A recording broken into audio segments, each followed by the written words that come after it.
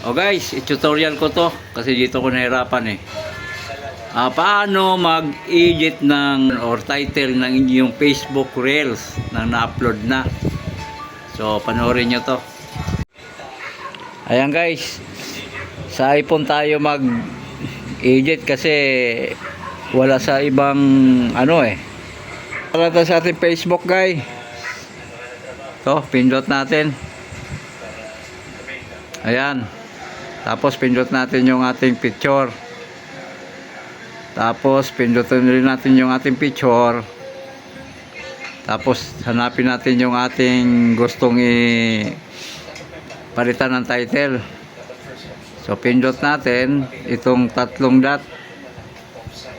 Ayan.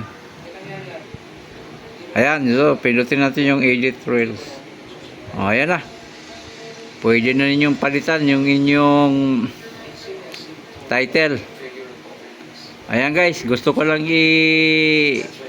tutorial kasi nahirapan akong magpalit ng title ng aking Facebook Reels eh. May mga nag-tutorial, puro English naman. Ayan. So, para makatulong.